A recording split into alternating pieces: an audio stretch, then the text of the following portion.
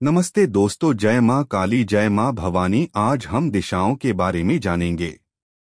कितने दिशाएं होते हैं, दिक्पाल कौन होते हैं, कौन से ग्रह का किस दिशा पे वास है, इनकी उत्पत्ति कैसे हुई। पहले जानते हैं कि हम इसको जान के करेंगे क्या। बच्चों को यह क्यों बताएं? देखिए, आप माने या न माने कि आज पूरी दुनिया सनातन ज्ञान की लोहा मानती है। और दिशा का ज्ञान अगर महत्वपूर्ण नहीं तो आप अपने बच्चों को ईस्ट वेस्ट नॉर्थ साउथ क्यों दिखाते हैं? आप वो सिखाएंगे जो बाहरी ने दिया पर अपना ज्ञान नहीं देंगे। जाने दीजिए इसको।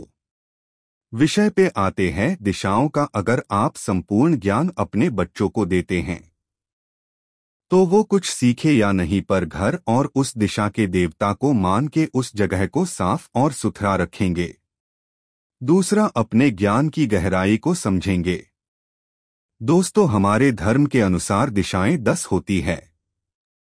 पूर्व, आग्नेय, दक्षिण, नैऋत्य, पश्चिम, वायव्य, उत्तर, ईशान, ऊर्ध्व और अधो।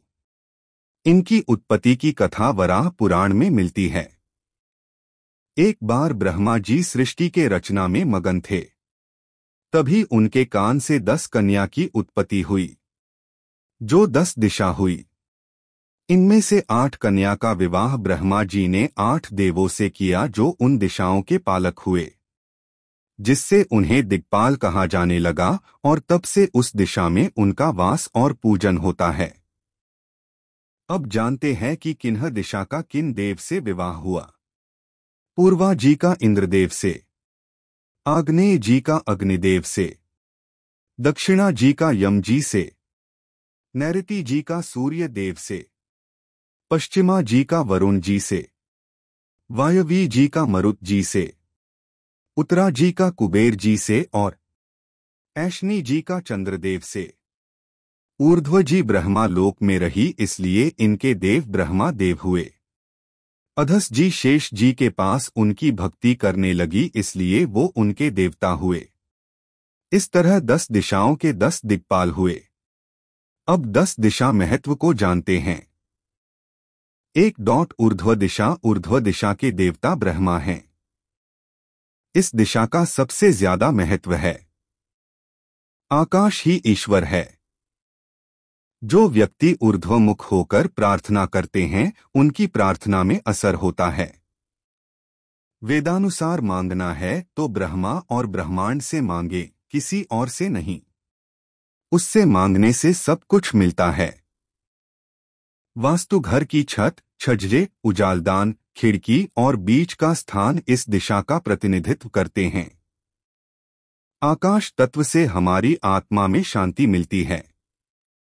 इस दिशा में पत्थर फेंकना, थूकना, पानी उछालना, चिल्लाना या ऊर्ध्वमुख करके अर्थात आकाश की ओर मुख करके गाली देना वर्जित है। इसका परिणाम घातक होता है। ईशान दिशा, पूर्व और उत्तर दिशाएं जहां पर मिलती हैं, उस स्थान को ईशान दिशा कहते हैं। वास्तु अनुसार घर में इस स्थान को ईशान कोण कहते हैं। भगवान शिव का एक नाम ईशान भी है। चूंकि भगवान शिव का आधिपत्य उत्तर पूर्व दिशा में होता है, इसीलिए इस दिशा को ईशान कोण कहा जाता है। इस दिशा के स्वामी ग्रह बृहस्पति और केतु माने गए हैं।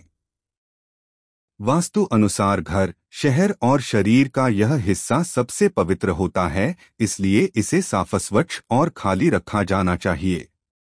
यहाँ जल की स्थापना की जाती है, जैसे कुआं, बोरिंग, मटका या फिर पीने के पानी का स्थान। इसके अलावा इस स्थान को पूजा का स्थान भी बनाया जा सकता है। इस स्थान पर कूड़ा करकट रखना, स्टोर, टॉयलेट, किचन वगैरह बनाना, लोहे का कोई भारी सामान रखना वर्जित है। इससे धन संपत्ति का नाश और दुर्भाग्य का निर्माण होता है। पूर्व दिशा, ईशान के बाद पूर्व दिशा का नंबर आता है।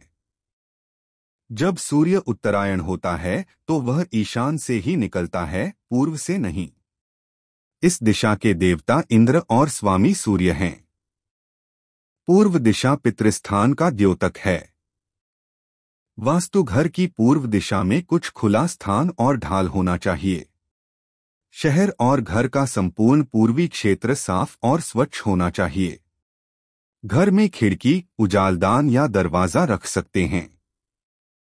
इस दिशा में कोई रुकावट नहीं होना चाहिए।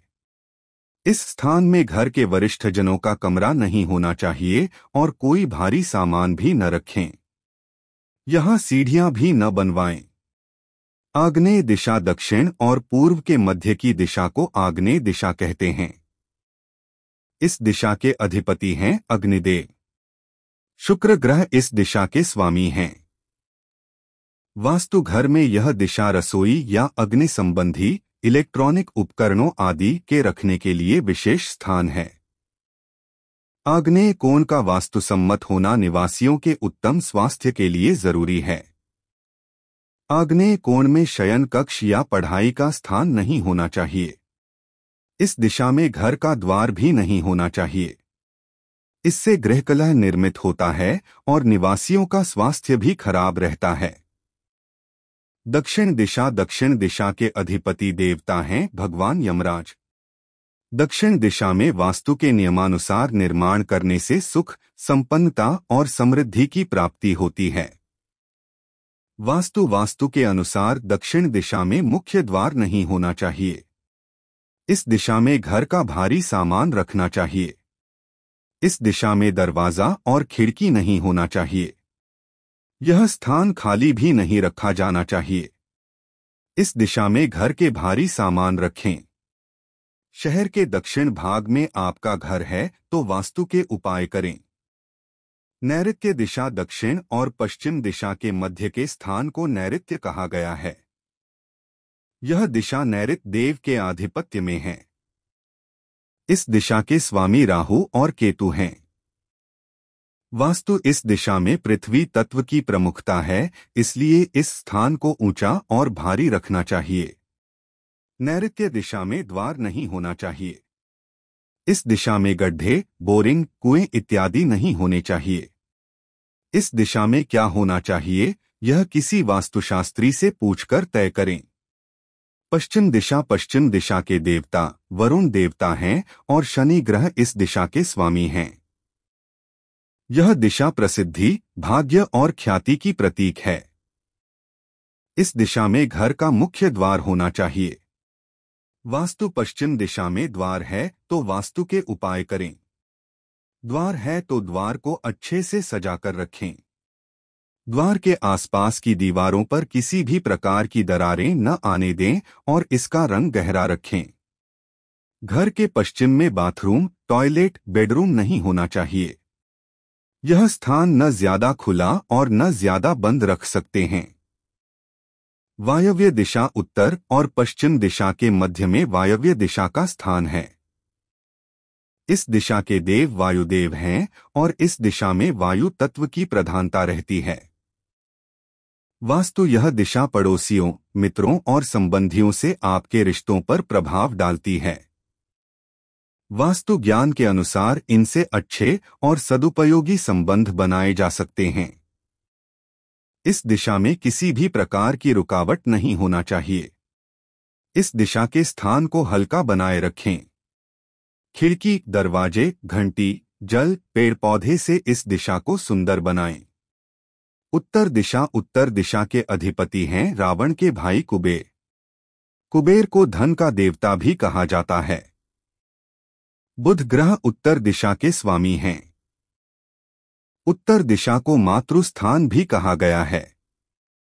वास्तु उत्तर और ईशान दिशा में घर का मुख्य द्वार हो तो अति उत्तम होता है।